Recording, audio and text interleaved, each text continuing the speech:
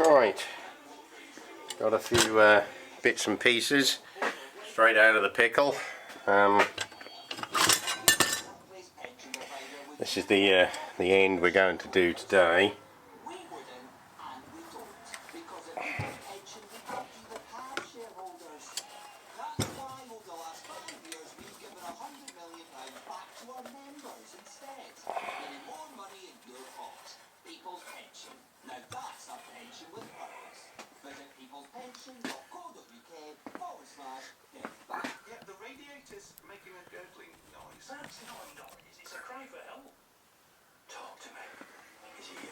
Right, that's that. The end plate. Bung that on there and get rid of that.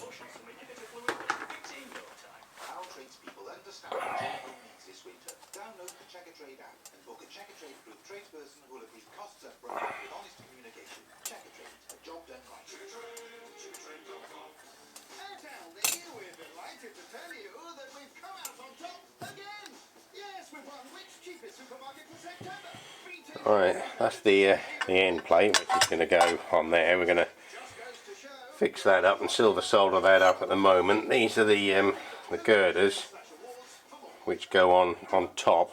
They've got to be shaped yet. You'll see them a bit later on.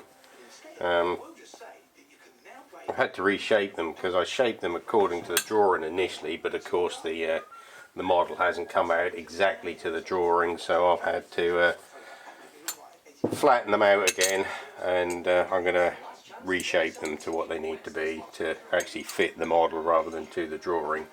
So anyway, they're for later, and so is the end plate. Right, so we want to get this fitted up now, get it fixed on the end.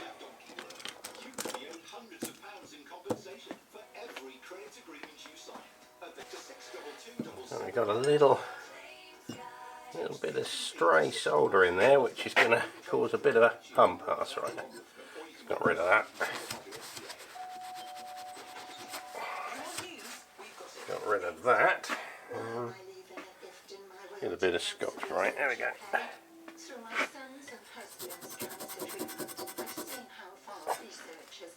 Yet I know I can do more to protect my family, my friends, but also those I'm loving. So I'm pledging a gift in my will to play a part in beating cancer. Using words from the work helping us develop Allchin research. Visit cruk.uk/gifts. Together we are beating cancer. This is Great Radio on FM, DAB, smart speaker and right. Get that clee coat on. Oh, we need a bit of flux first, don't we? Council declared a climate emergency, which Councillor Robin Hunter-Clark says encourages developers to build industrial solar farms. Local decision makers recently voted against large solar farms, but leaders there say they're committed to sustainability.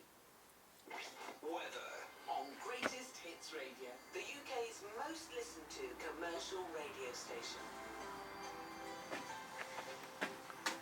A mostly cloudy day with some light showers possible, cooler with highs of 14 degrees Celsius. That's the latest. I'm Ellie Clouds.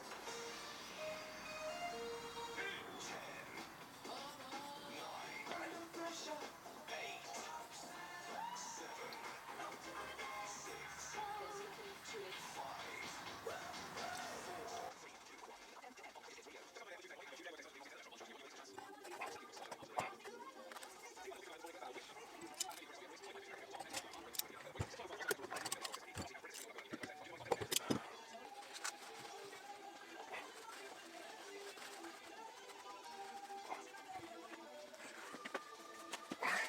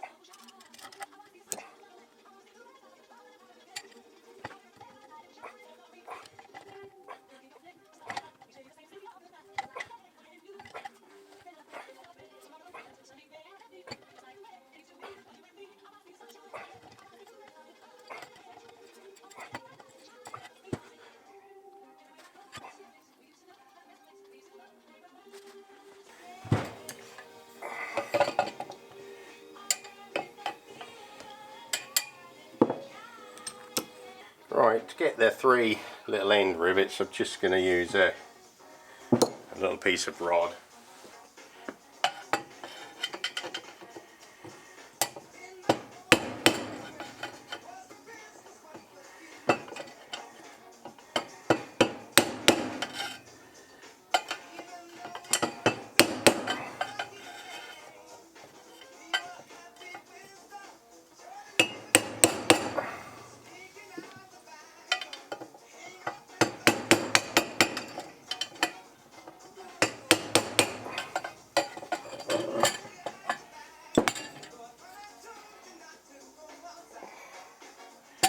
Right.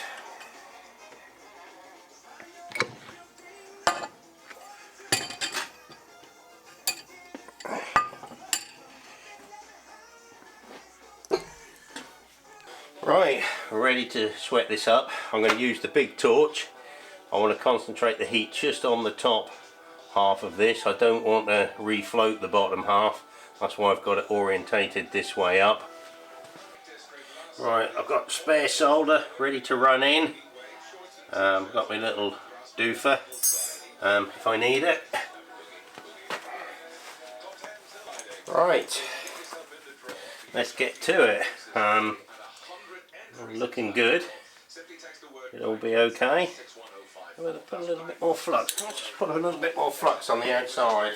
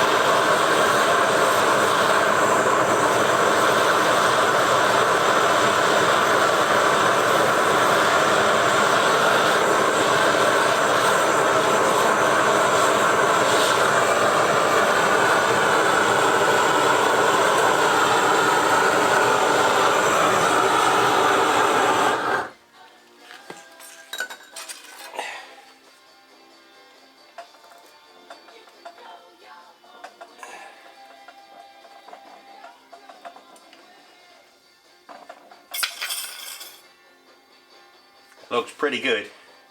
Gonna leave it to cool down naturally now, and pop it back in the pickle, and then we'll take a look at it. Yeah, that went quite well. Well, in fact, it went very well. Alright, pick up the scraps. Right, that's where it goes. I think I've cocked that up actually. Right, there we go. That's the firebox all soldered up. It's a bit of a blob there. Where are we? There. 20 quid worth of solder there, but anyway, that's neither here nor there. That's the outside. It's been in the pickle for 2 or 3 hours. The downside of using that sort of pickle is, or using the citric acid as pickle, is it does take a bit longer. But anyway, relative to the rest of the boiler, this is how it goes.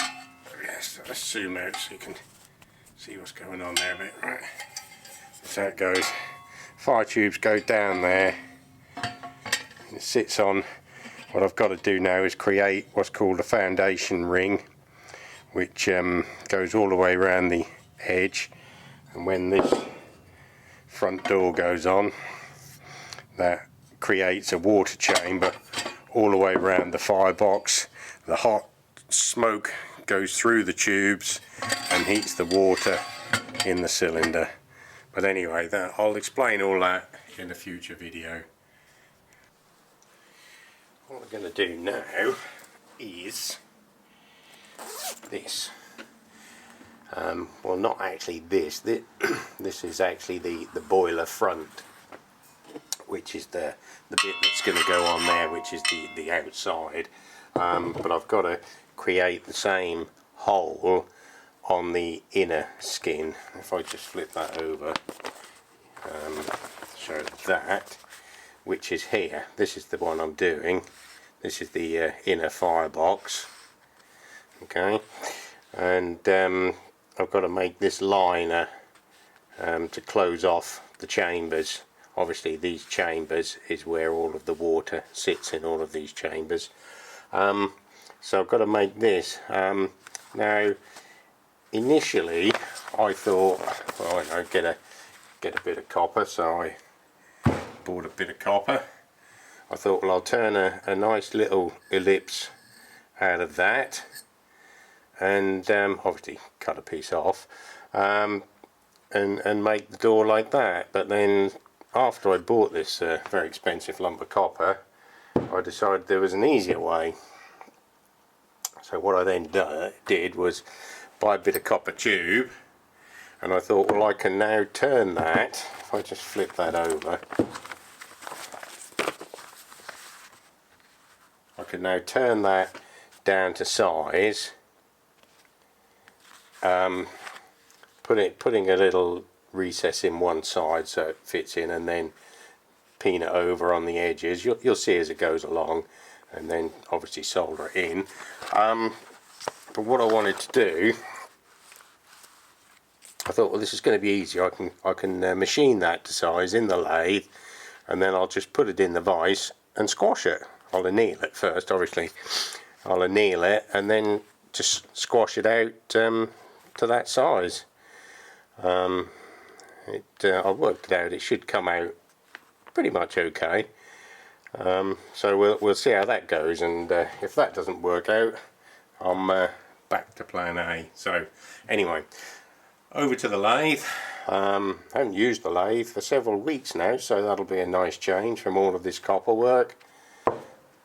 Right, what I've decided to do is to turn a little wooden insert, so that this will go over the wooden insert, so that I can hold it a little bit more securely in the chuck, because if I squeeze down too much on the chuck, I'm going to distort this. I know I'm going to distort it later on anyway, but it's only going to end up about half this size, and I've then got to sort of hold that in the chuck. So I want something pretty solid on the inside to give it a bit more support. So I'm going to turn a little wooden bung.